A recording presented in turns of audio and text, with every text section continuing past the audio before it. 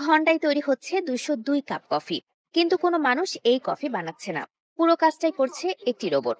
চীনের রাজধানী বেইজিং এ সম্প্রতি শুরু হওয়া একটি কফি শপে দেখা গেছে এই দৃশ্য। কফি শপটি দিনরাত 24 ঘন্টায় খোলা থাকছে, কিন্তু সেখানে নেই কোনো মানুষ বা ক্যাশিয়ার।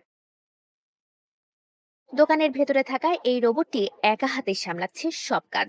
কফির বিন গ্রাইন্ডিং করা, নিখুঁত তাপমাত্রায় ব্রিউ করা, উপকরণ মেশানো থেকে শুরু করে কাস্টমারের হাতে কাপটি তুলে দেওয়া, সবই হচ্ছে এর মেকানিক্যাল হাতে। প্রতিটি কফি তৈরি হতে সময় লাগছে 30 সেকেন্ডেরও কম। গ্রাহকেরা সেলফ সার্ভিস প্যানেল থেকে নিজেদের পছন্দ মতো মিষ্টি ও কফির ঘনত্ব ইত্যাদি বিষয়ে পছন্দ করে অর্ডার দিতে পারছেন। উদ্বোধনের দিনই কফি শপটি এক অনন্য ইতিহাস সৃষ্টি করেছে। টানা 1 ঘন্টায় 202 কাপ কফি পরিবেশন করে সরাসরি গিনেস ওয়ার্ল্ড রেকর্ডসে নিজের নাম তুলে নিয়েছে এই রোবট।